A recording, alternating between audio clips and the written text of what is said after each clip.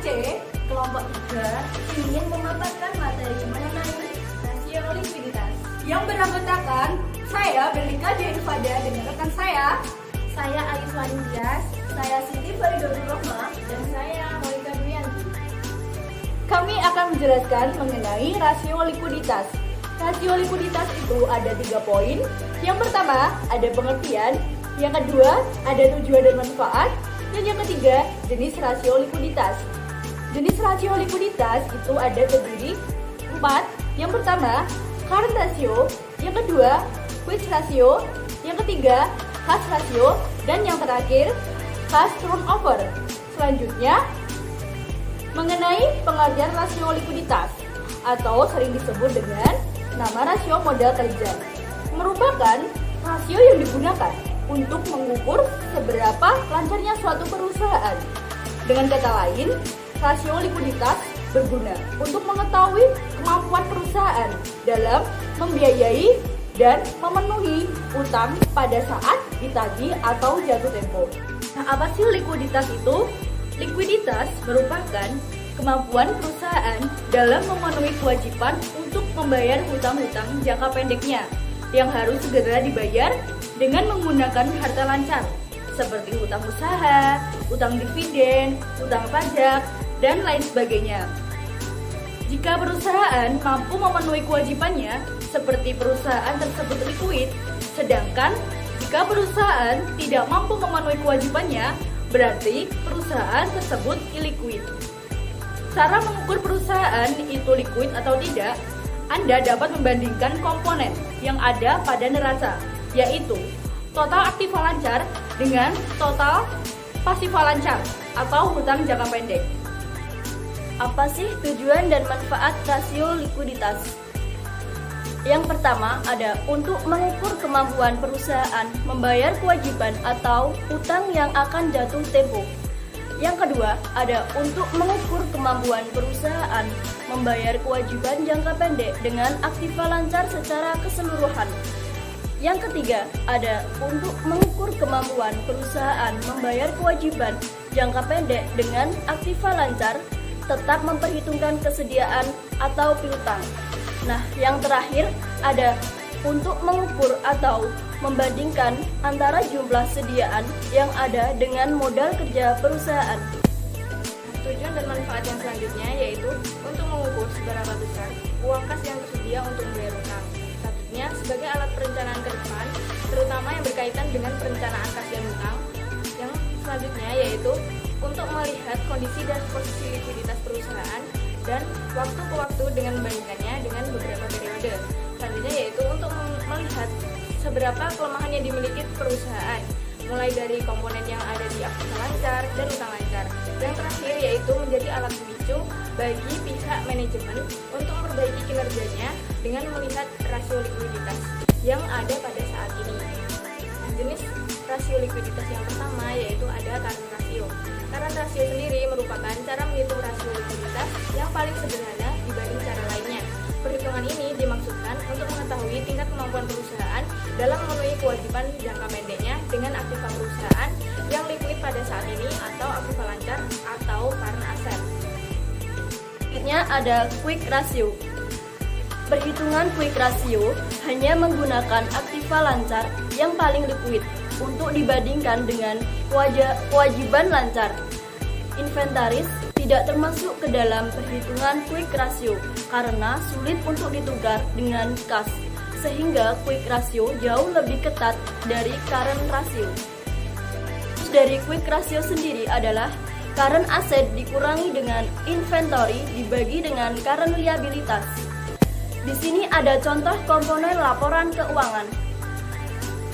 Pada tahun 2005 dan 2006, total current asset sebesar 1.640 pada tahun 2005, lalu pada tahun 2006 total current asset sebesar 1.340.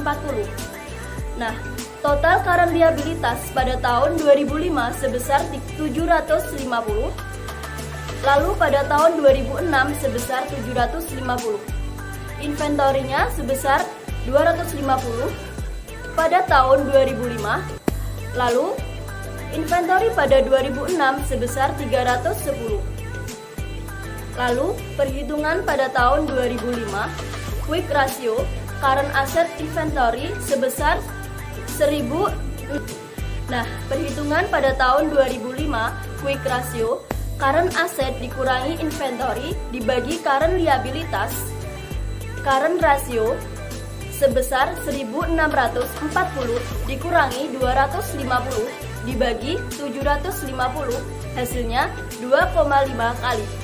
Nah, perhitungan pada tahun 2006, quick ratio current asset dikurangi inventory dibagi current liabilitas, quick ratio sebesar 1340 dikurangi 310 dibagi dengan 750, hasilnya 2,2 kali. Analisisnya, jika rata-rata industri untuk quick ratio adalah 1,5 kali, maka keadaan perusahaan akan lebih baik dari perusahaan lain. Kondisi ini menunjukkan bahwa perusahaan tidak harus menjual sediaan bila hendak melunasi utang lancar, tetapi dapat menjual surat berharga atau penagihan piutang. Demikian pula sebaliknya, jika rasio perusahaan di bawah rata-rata industri, keadaan perusahaan lebih buruk dari perusahaan lain. Hal ini menyebabkan perusahaan harus menjual sedianya untuk melunasi pembayaran utang lancar. Padahal penjual sediaan Demikian pula sebaliknya, jika rasio perusahaan di bawah rata-rata industri, keadaan perusahaan lebih buruk dari perusahaan lain.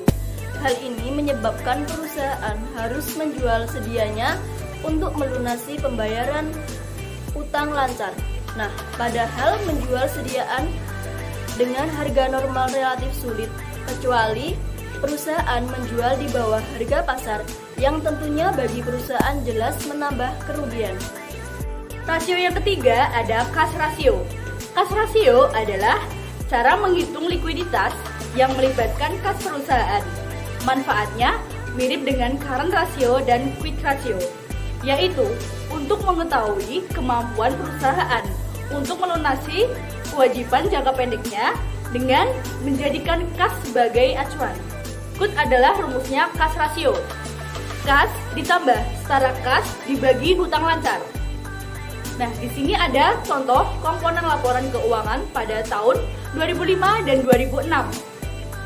Total current asset pada 2005 sebanyak 1.640 dan di 2006 sebesar 1.340. Total current liabilitas pada tahun 2005 sebesar 750, pada tahun 2006 sebesar 750. Dan di kas 2005 sebesar 250 dan di 2006 sebesar 250. Nah, untuk perhitungannya pada tahun 2005, kas rasio dengan rumus kas ditambah setara kas dibagi utang lancar sama dengan 250 ditambah 350 dibagi 750 dan hasilnya 0,8 atau 80%. Dan untuk perhitungan tahun 2006, kas rasio dengan rumus kas ditambah setara kas dan dibagi hutang lancar sama dengan 260 ditambah 300 dibagi 750 dengan hasil 0,745 atau 75%. Untuk analisisnya, jika rata-rata industri untuk kas rasio adalah 50%, maka keadaan perusahaan akan lebih baik daripada perusahaan lainnya. Namun, bila kondisi kas terlalu tinggi juga kurang baik karena ada dana yang menganggur atau yang tidak digunakan secara optimal. Sebaliknya, apabila rasio kas di bawah rata-rata industri, kondisi kurang baik ditinjau dari rasio kas. Karena untuk membayar kewajiban masih memerlukan waktu untuk menjadi sebagian dari aktivitas atau aktiva lancar lainnya. 4. Ada cash turnover. Di sini kita juga bisa menghitung likuiditas menggunakan cash turnover ratio atau rasio perputaran kas, di mana dengan rasio ini kita bisa melihat beberapa kali kas perusahaan berputar dalam satu periode yang dinilai melalui penjualan. Selanjutnya ada rumus cash turnover, yaitu penjualan bersih dibagi modal kerja bersih. Komponen laporan keuangan tahun 2005 dan 2006. Yang pertama, penjualan bersih atau net sales tahun 2005 sebesar 5.950 dan 2006 sebesar 5.550. Yang kedua, total aktiva lancar atau current asset tahun 2005 sebesar 1.640 dan tahun 2006 sebesar 1.340. Yang ketiga, total utang lancar atau current liabilitas pada tahun 2005 sebesar 750 dan pada tahun 2006 sebesar 750. Tahun 2005, yakni cash turnover sama dengan penjualan bersih dibagi modal kerja bersih. 5.950 dibagi 1.640 dikurangi 750 dengan hasil 7 kali. Dan tahun 2006 cash turnover penjualan bersih dibagi modal kerja bersih, yakni 5.550 dibagi 1.340 dikurangi 750 menghasilkan 10 kali. Berikut analisisnya. Jika rata-rata industri untuk cash turnover adalah 10%, keadaan perusahaan pada tahun 2005 kurang baik karena masih cukup jauh dari rata-rata industri. Namun, pada kondisi tahun 2006 dikatakan baik karena kondisinya sama dengan rata-rata industri. Sekian pemaparan materi dari kelompok kami. Kurang lebihnya mohon maaf.